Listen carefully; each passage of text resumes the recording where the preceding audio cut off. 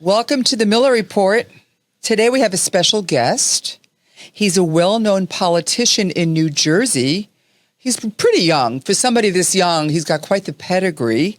He grew up in New Jersey, and he began his career at Goldman Sachs. After witnessing September 11th firsthand, he joined the Marine Corps, where he was deployed to Iraq with an engineering battalion. He is currently the mayor of Jersey City, and he's serving his second term. I still can't believe how young this guy looks. He just announced that he's running for governor of New Jersey. True. So I want to welcome Stephen Fulop to the Miller Report. Thank you so much for coming. Thanks for having here. me. I appreciate it. I really do. It's my third term, actually.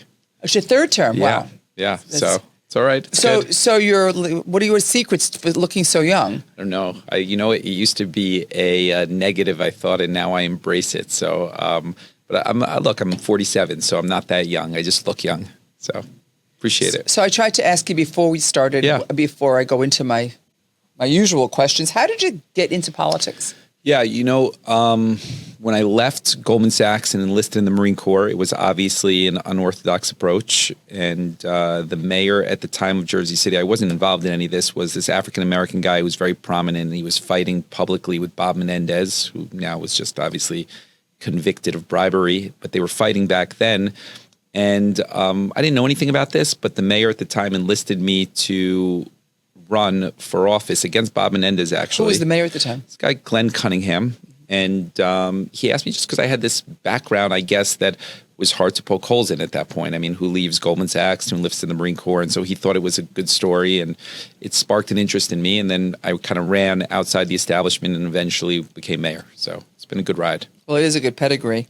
So, Steve, what do you think the two most pressing issues for New Jersey residents are right now?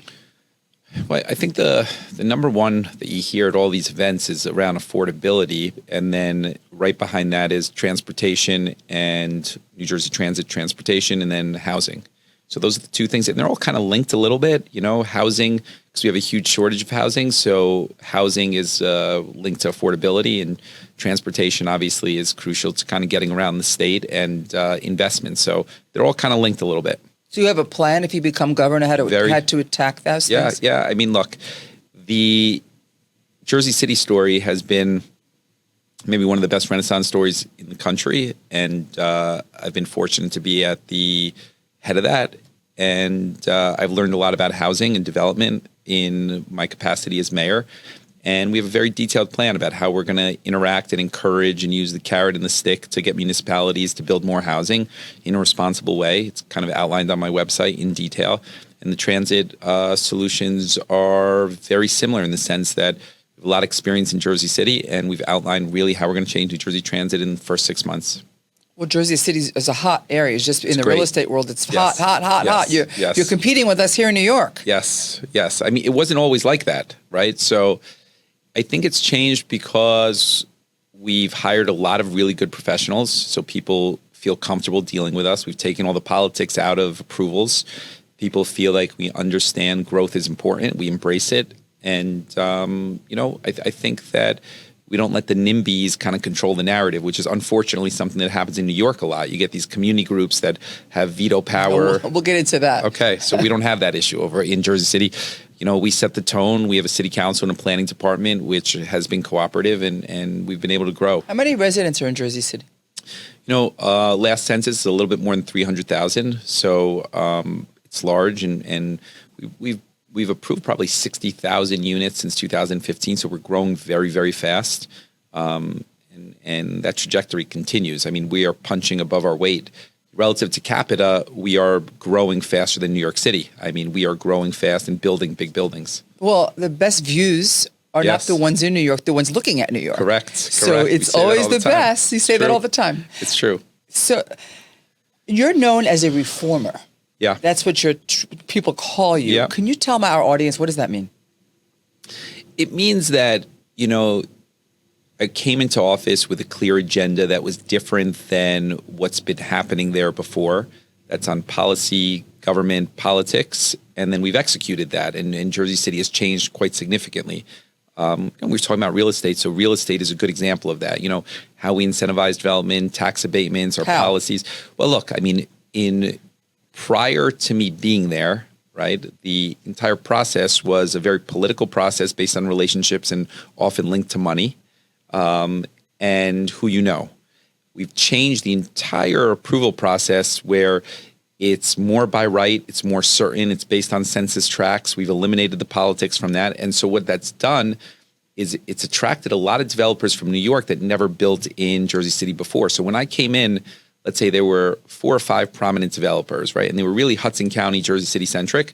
Now, I mean, the biggest people in New York are building in Jersey City. That never happened You're before. saying because there's not as many politics there? Yeah, because it's more certain and business like certainty and clarity, right? So we've eliminated a lot of the politics of it. We've been very pro-growth.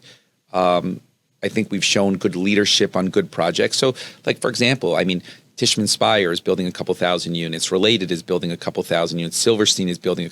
These are people that are really prominent in New York and never before were involved in Jersey City. And for the first time, we've been able to attract them. And they would tell you that they've had a great experience there. Great. I think it's because one of the reasons is that because you're just getting good tenants. And people want to be in Jersey, particularly after COVID. They want to leave New York. There's been a lot of crime in this city. Yeah. So and you've done a very good job in Jersey Yeah. making it safe and clean. So So it's all linked. I think that, yes, New York has had problems, and yes, we've not had those same problems, largely because of politics and government, right? So you create policies around that stuff, and then, it attracts people to where we are. So, yes, New York has contributed to that, but it's also policies from our side, I'd say. So Donald Trump is also being called a reformer. Yeah. And he's reforming the government, taking things out like the Yeah. FBI, the Yeah. USAID, early retirement to all Yeah. of these people. What's your thoughts on that? Look, I think he was elected because people don't like the status quo. That's very clear, with all of his legal issues and a lot of the things that he said polarizing over the years. The fact that he was elected in the capacity that he was tells you that people were just not happy with A, the Democratic brand, and B, the status quo. So he's trying to change a lot of things. It's very disruptive right now. And we'll see what he's able to actually execute on that. But I think fundamentally there's an appetite for change in this country. Whether you're Democrat or Republican, people want change. They're not happy with the political system. I think that's very clear. And he saw that early. To his credit, he's got very good political instincts. He likes New Jersey. And he likes New Jersey, and he's executing on it. Look, I would suspect that he's going to get involved in the governor's race at some point because he likes New Jersey. He's very familiar with it from the days when he was involved in Atlantic City he spends his summers in New Jersey at Bedminster, right? So you could expect him to get involved here. Is he going to support you? No, he's not going to support me because I would suspect that he's going to support one of the Republicans. There's 4 of them. And they're all vying right now for who can be more MAGA, right? All of them, interestingly, particularly Chitterelli and Spadia, particularly Chitterelli, was so opposed to Donald Trump for so long. He would say just disparaging stuff. And now he's like, trying to, kiss up to the guy. I assume Donald Trump will see that for what it is. But it's just interesting that you got a guy, Chitterelli, that would basically say that Donald Trump was a pariah, right, and really negative things until he became this guy that was clearly going to win, and then he's kind of done this 180, and he pretends like they all have. I know. It's interesting to see that this guy is perceived as the front runner, and he's getting called out on it, but we'll see if the voters actually see that. So if you do become governor, it's our intention. When you become governor, yes, are you going to fully participate with ICE? What's your thoughts on that? I mean, look, so I think the short answer is no, and let me tell you why. Okay, it's really important to kind of get into this. There are laws around due process, and the Constitution protects people that are here regardless of their immigration status. And it's important that people adhere to due process. I think everybody agrees that if somebody's a criminal, they should be not here. Everybody agrees on that. But just because somebody says you're a criminal, right, doesn't mean that you are until you've gone through the process, the proper due process. I'm going to give you one example on this, right? So my father is an immigrant. Both my parents are immigrants. And From where? From Eastern Europe, from Romania. They came here after the Holocaust. Most of my family died in the Holocaust. They immigrated to this country, freedom of opportunity, freedom of religion. And my father had a deli in Newark, and my mother had an immigration services business next door in Newark. Obviously, my parents are citizens, et cetera. They went through the process. They came here legally. Of course. Okay. And they probably had to wait in displaced persons camps first. Of course, and they Well, they were vetted. Well, they feel strongly that everybody should come here properly, Yes. of course, because they did, and they had to go through this whole process. When the ICE raids were happening in Newark 2 weeks ago, one of the buildings, and I shared this on social media, one of the buildings that they showed up with 20 ICE officers happened to be my father's building. Okay, my father has a building. He's no longer, the deli's not there anymore.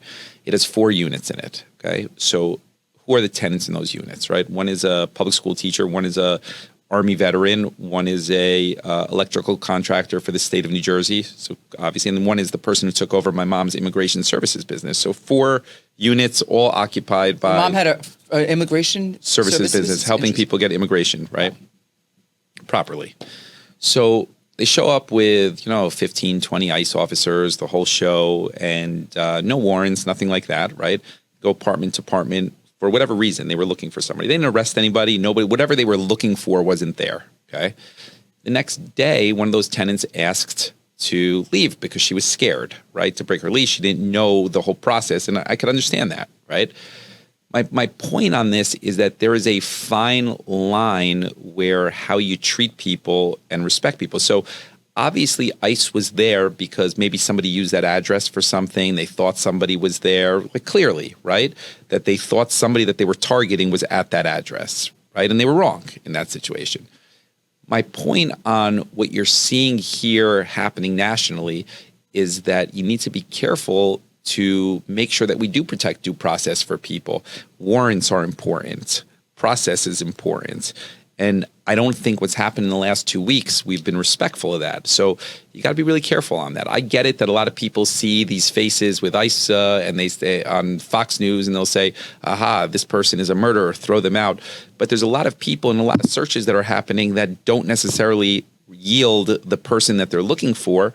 And you need to be careful on that because in this country, we protect people with the Constitution, and Republicans like the Constitution, and they speak about due process. So it's ironic in this situation that they're not always there. So, but you would agree, particularly, your parents were in the Holocaust? My grandparents were in the Holocaust. My mom's sister died in the Holocaust in Auschwitz, and then I had 35 family members in Auschwitz. 7 survived, and then they immigrated here. My parents were actually in the Holocaust. Okay. Yep. So executed, Yep. horrendous. Yep. Horrendous, terrible And they stuff. spent years trying to become a citizen. Agree with you. So am I. more so that Yes. that I would think that you would feel strongly about anybody that's been here illegally. Yep. Now, I feel sorry for the kid that doesn't know any better, was born here. Their parents were afraid to become citizens. They've never lived anywhere else. Yep. They could be 10 years old. Now they're going to be sent away because their parents didn't do it properly. They don't even know what it's like to live in another one of these countries. There's Yep. always exceptions.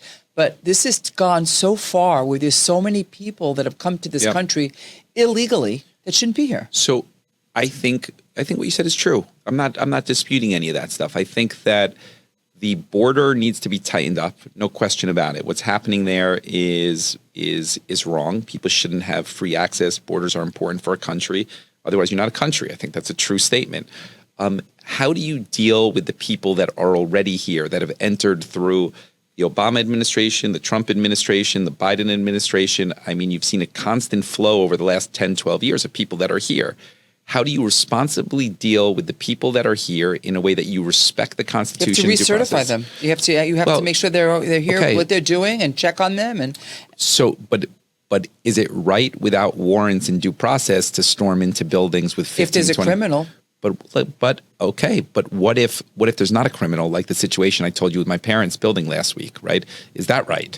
And I think a normal person would say no, right? So how do you manage the two of that, right? If there was a person that had a drug cartel or a killer in there, of course, get them out. Of course. I don't know another way to attack it though. When there's so many there's just so many ICE agents and there's so many more people that are here illegally. How else do you do it? But as Holocaust survivor families, right? You and I should be particularly sensitive to due process and where the line on government is that you could storm into a place without a warrant. Yes, I see that. Right? So like the question initially was, will you cooperate with everything? And the answer is no, because I'm conscious of this sort of thing. I think it's a slippery slope, and there's no black and white issue on this thing. And it's complicated because you have, like you said, people here that might have grown up here, that have businesses here, that are responsible parts of the citizens, but they're not legal, but they didn't come here properly, right? There's always exceptions. So My tennis pro asked if he's going to be sent away. Yeah, people are scared. People are scared. People are scared. It's like, is this my last time to play tennis with you, Suzanne? I didn't finish my paperwork. I'm like, I don't think they're coming after you, Juan. People are scared. You don't know. Like, let's say Juan was in my parents' building, right? And they came in there. Let's say that as a hypothetical, right? And they were looking for somebody, and they didn't find the person that they were looking for, but Juan happened to be there, okay? Juan's in trouble. He should come here legal. He should finish the paperwork. Okay, well, here's the thing, right? You, in that context, are helping Juan because you pay him for tennis lessons, clearly, right? You're conscious of the fact that Juan is questionable on his immigration. And everybody who's listening to this is the same. They go to restaurants, and in the back, they know in the back of their head that there's a worker there probably that may not be documented. Juan's not going to like that I said his name, but maybe that's not a real name, everybody. It's just a fake name. It's Jose. It's Juan, and he's not really a tennis teacher, right? Right, exactly. All right, let's keep going. Yeah, sure. Let's talk about affordable housing, which is my wheelhouse and your wheelhouse. And you said it's one of the biggest issues, obviously. For sure. It's the biggest issue in our country. Yes. Tell us how you're going to attack that and what can be done to have more affordable housing for the people in your state. Yeah. So I think there's two things that just to touch on affordable housing. I think when people hear the word affordable housing, it generally has a stigma, unfortunately, and they push back on it. It's very different if you think about it. It's interesting that when you say housing that is affordable, right, it has a totally different meaning to people, right? 100%. So when you talk about housing that's affordable versus affordable housing, there's kind of maybe a racist component, maybe there's a stigma associated with it. I think you got to address both of that. New Jersey has these laws for 40 years that require municipalities now to build a certain amount of affordable housing to try and desegregate some of the housing stock in New Jersey. Is to afford a house or affordable? It's interesting. It's both. It's mixed, okay? And there's been a lot of pushback because some of the suburban towns would say, we don't have the ability to build these 300 units, right? Which is fair, right? Or it doesn't fit our zoning. And the state has taken the approach of saying, well, you have to do it. The courts have said this. So this is a major fight in New Jersey going on. I think that there's a line that the governor hasn't really been engaged on with regards to protecting the integrity of those municipalities where people wanted to live in a suburban area, but at the same time using the carrot and the stick of government to incentivize people to build those houses that they do need to build. And what do I mean by that is the state today has taken the approach of saying, you have a requirement, build it. And some of the mayors say, look, you're telling us we're going to have 300 more kids in our schools. You're going to have added infrastructure needs. You got to help us with money from the state. And Murphy hasn't done any of that. And I think that one thing in order to encourage more housing is you got to use the carrot and the stick. Those that are cooperating and building per the courts, right? You need to encourage them with dollars and infrastructure. And those that aren't, you can't be rewarding them. So today, there's no penalty for not doing it, and there's no reward for doing it. So you get this NIMBYs, or not in my backyard people, that control the whole dialogue and nothing gets built, right? I think in Jersey City we've done a good job of building regardless, but that's the bigger issue there. You are quoted as saying you want to double the amount of affordable housing over the from last year to this year. Yes. Do you still feel that? I do. I think that it's such a low bar that we could get that done pretty quickly. How many will that be? Look, the current shortage in New Jersey of houses that are affordable, right? Not affordable housing. So houses that are affordable is a little bit more than 200,000. And they're roughly building unfortunately at 3,000 units per year.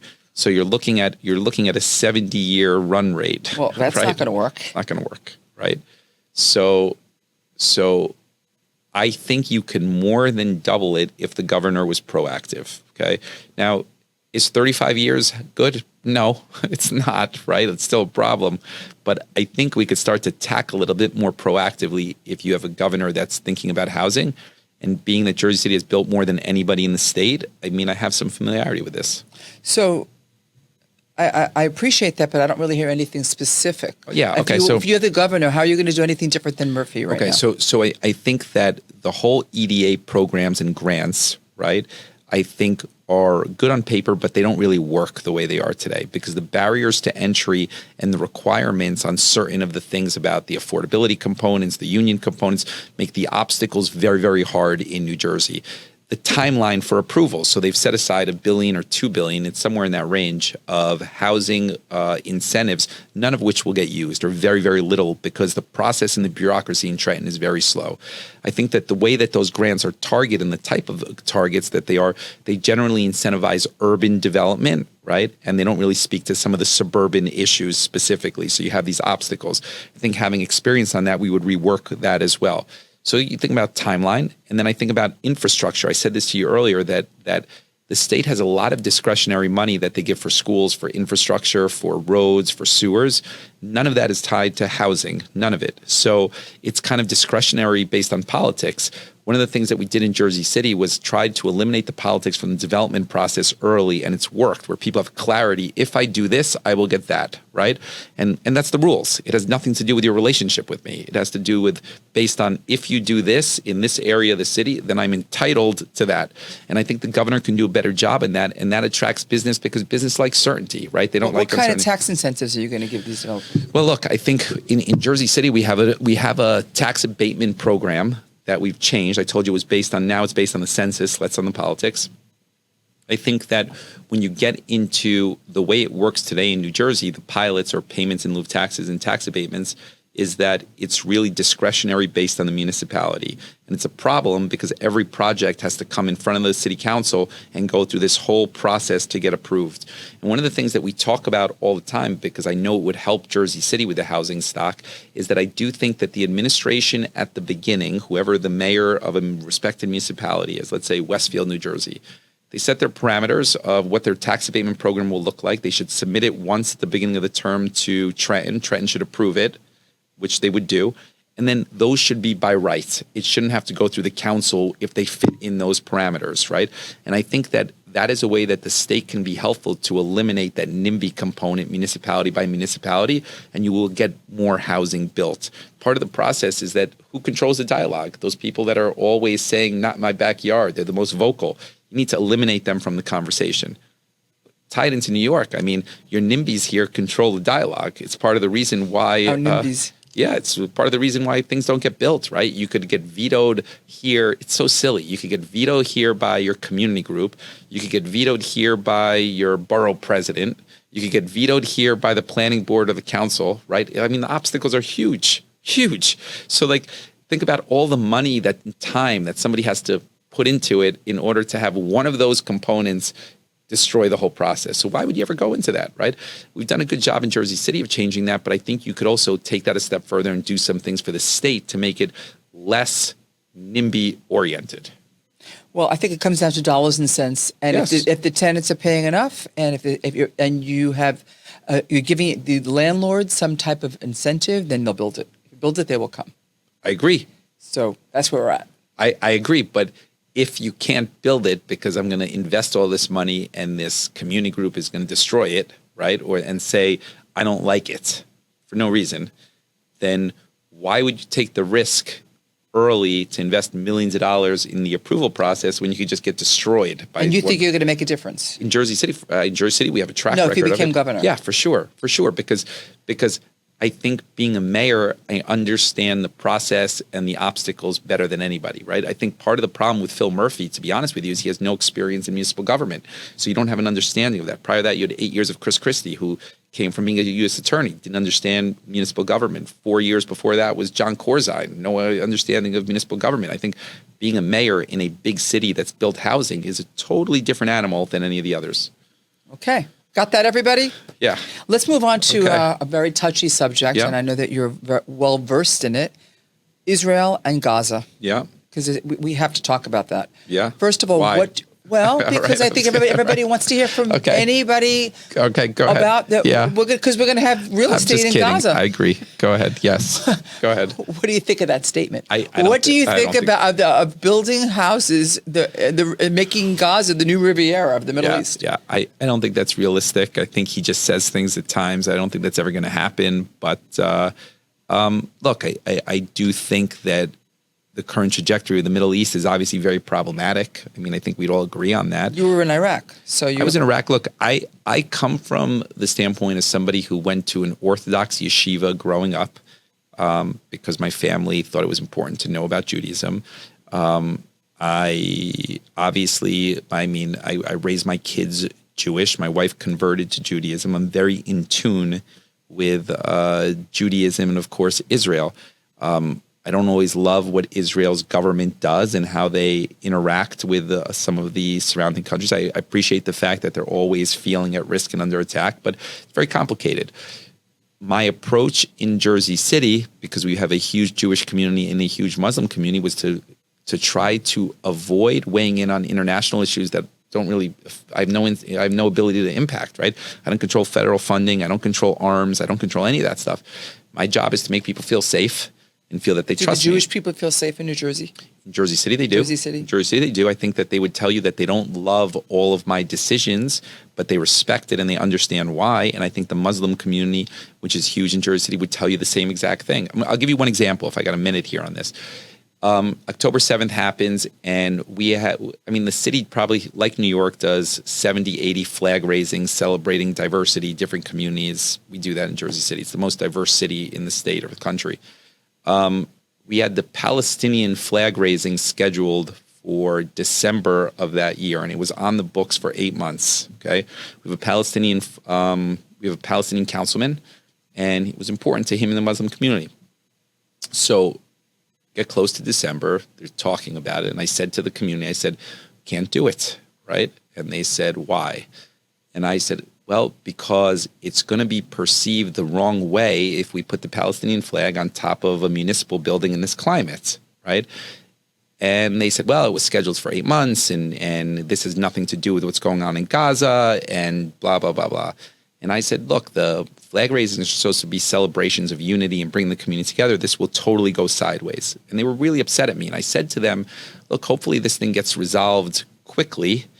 And my commitment to you is that before we do the Israeli flag raising in April, we'll do a week before or 2 weeks before, we'll make you whole and recognize the fact that it's fair, okay? So they were disgruntled, they were upset at me, but they accepted it, okay? April comes around, and obviously I'm not in a place where I felt comfortable putting the Palestinian flag or the Israeli flag at that point because it was problematic. Jewish community comes to me, okay, we're ready for the Israeli flag raising like we do every year. The ambassador's coming, the embassy, blah, blah, blah. And I said, we're not doing it, and they were really upset at me. And I said, look, we got to treat people fairly, right? And we're not at a place where I want to have tons of protesters outside and get into this conversation around the Middle East. So growing up in a Jewish household, and my father served in the IDF, mind you, and he was in the Six-Day War. So I try to be fair with these communities. I try not to opine on things out of my lane. I don't think that's what people hire me for, right? They hire me today to make streets safe and their community safe and run a good city. I do that. I'm trying to be the governor, and I'm responsible for affordability and things within the purview. And I think today the Muslim community would tell you that I am fair and reasonable and good to them, and they've been huge supporters of mine, and the Jewish community too. I mean, that's my background. Good for you. You're trying to bring. So you're not finding many marches and anti-Semitism and destruction in Jersey City? We had obviously some anti-Semitic issues, and I think that you need to be aggressive when that happens. I mean, look, in 2019, predating this, we had a mass shooting in Jersey City in December of 2019 that was targeting the Jewish community. It was national news. 5 people died. And the guy was trying to get into yeshiva with 70 kids, right? It could have been like Newtown, much worse. And the governor and the attorney general at the time didn't want to call it anti-Semitism. They were like, let's investigate it. And I was the one that said, no. While the national news is looking at it, right, while they care, we need to call it out for what it is and shine some light on it. And the Jewish community appreciated the fact that I did that. So we do see anti-Semitic action, no question. I'm sensitive to it.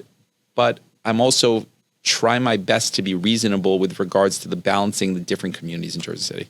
You seem like a very rational, well-balanced guy. I think so. If I put you in Gaza right now and I say, you got to fix this, what are you going to do? You're going to make it two-state? You're going to have an international community? Who's going to govern? What would you do? I'm not in tune with it. I'd be reluctant to opine on it, to be honest with you. I mean, like, the federal representatives, right, are the people that are in the weeds on the intel, are on the weeds on the different communities, speak to the Israelis, the Palestinians. For me, to tell you that I'm going to do X or Y. You don't believe in two-state solution? I mean, look, I think that you ultimately do need a two-state solution. I do. But, like, how do you get there and the timeline that's reasonable? I don't know. And why don't I know? Because I'm not in the weeds on it, nor is most people that are listening to this, right? They get their news that they're told from Fox or MSNBC, wherever they're getting the news, and then they regurgitate it, right? They don't really like know the details of it. So I just sit there and I say, let me be practical about the things that I do know. I know about New Jersey and I know about Jersey City. And my job is to make people feel safe there, not to opine on Israeli issues. Okay, we'll leave that. Okay. Let's just close with New York, because you probably you deal a lot with New York back and forth. We're symbiotic. Yeah. What do you see happening with congestion pricing? Do you think that more people are coming to New Jersey because of that? Are they disgruntled? Talk to us a minute about that.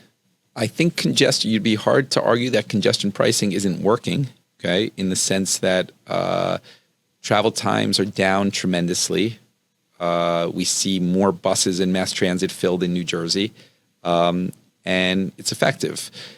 I was the only elected person in New Jersey of any sort of prominence, any of the gubernatorial candidates or the governor, that took a different approach. They all tried to sue New York. Okay, I was the only one that said they're wrong for filing lawsuits. A, congestion pricing works elsewhere. It'll likely work here, is what I said. I was right about that. And B, like, New Jersey people take, let's say, the bus to Port Authority or the train to Penn Station, and then they take the subway system here. We use the infrastructure here. We do. Okay. And it's best for New Jersey people to have clean and safe subways. Okay. So we care about that stuff. And the same way New York should care about New Jersey Transit, because they need that to work properly, because we serve the economy here. So I think that we need more of a regional conversation. Phil Murphy's approach to filing a lawsuit against New York was a total waste of time and money. And at the end of it, New Jersey got nothing out of it financially. Wow. Let's go loud with this. It's true. They got nothing out of it. And congestion pricing is here. It was a total loser, right? And so I've been in a different place, and it ended up being right up till now. So see where it goes. So last question. Yeah. Try and weigh in on it without saying you don't want to. You're dealing you have at your fingertips all these politicians. Every day you're dealing with all of them. Yeah. Cuomo, Adams, Stringer. In your personal opinion, who would manage this city the best? I mean, look, my opinion on this, I don't know them all personally, to be honest with you. Well, what you're reading. Okay. I know Eric Adams personally, okay? And I think that he deserves credit for a couple things that I don't think he may not get enough credit for. He was vocal about the immigrant issues and the challenges for New York, even when there was a Democratic administration. Do you know when his phone was seized? In this office. Oh, really? He was coming to talk to us at the Miller Report, and on his way here, his phone got seized. Yeah. I think that he has taken some tough positions politically as it relates to Democrats, okay? And I think he deserves credit for that. And I think that he's had a very tough go of it with funding, with the legal issues. Some of it was clearly unfair, if you ask my opinion of that. And I think that generally he hasn't done anything wrong to disqualify him. And so if it was me and I was in the voting booth tomorrow, I would vote for Eric. Oh, thank you for being honest. Yeah. And thanks for all of your honesty. And I think you're doing a great job. I appreciate that. Thank you. And let us know. You've officially said you're running for governor? Oh, yeah. We've raised a lot of money, and we've got a huge volunteer base, and we're going to win. Tell our audience how they find you and how they support you. StephenFulop.com, STEVENFULOP. You could volunteer. You could see our policies. You could, tell friends or neighbors. Whether you're in New York, you might know somebody in New Jersey, so tell them about it. It's going to be a close election, but we feel good about it. Well, I like you a lot, so thank you so much for coming on the Miller Report. Suzanne, thank you. It was great.